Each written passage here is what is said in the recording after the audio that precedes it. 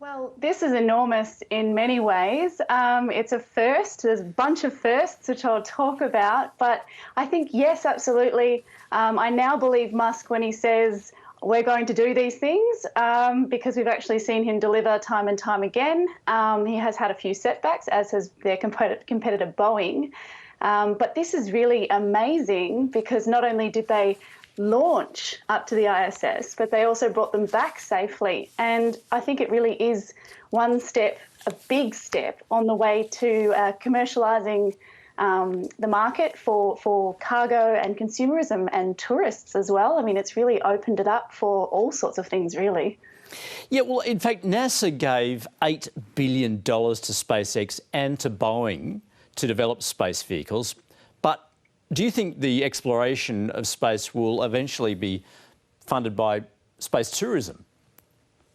Potentially. I think for certainly for SpaceX and Boeing and actually a few other competitors, that is the aim, to get people like you and me, I suppose, or potentially people like you and me times millions of dollars, up into space. But for the moment, I think one of the best things about being a taxi service now, being basically a service for hire, is that agencies like NASA can actually start focusing on getting back to the moon, on going to Mars, and that sort of thing. While, yes, eventually I'm sure SpaceX and Elon Musk are telling us that's where they're going to go. So, as I've said, I actually am starting to believe him, and I'm not sure whether I'm concerned or happy about that.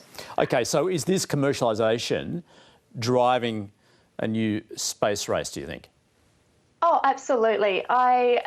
It's true that NASA gave the money basically to Boeing and to SpaceX, and the idea was, like normal, basically to try and encourage innovation, but also to bring the costs down. So up until now, as I think you mentioned, we've been relying on Russia's Soyuz rockets to get us up to the ISS and basically to release any payload in space.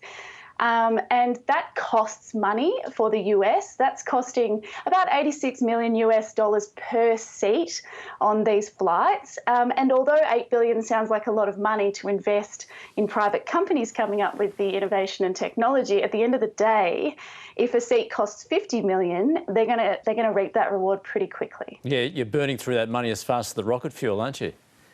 Absolutely. And it's actually kind of funny, they were talking about well, it's not funny, but the toxic gas that came out there was probably one of the only glitches that they had, apart from the private boats that came in for a little look.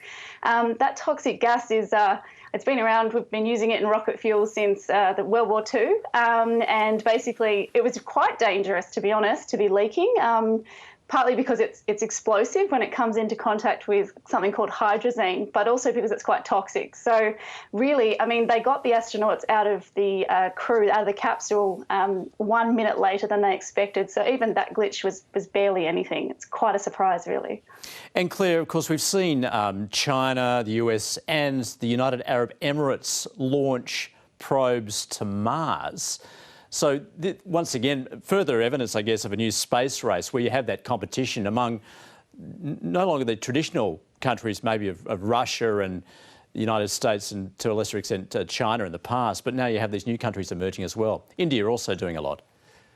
Absolutely. I think this commercialisation is really it's an indication of the times. I think things are becoming globally available. I didn't actually expect to see the UAE up there that quickly. That really surprised me. And certainly India are definitely a player in this race. And you know, you never know. You might see some more countries get in there as well. But it's definitely starting to become more ubiquitous across the globe, and it's not just two big governments pushing this. Astrophysicist Clare Kenyon, thanks for joining us. Thanks for having me.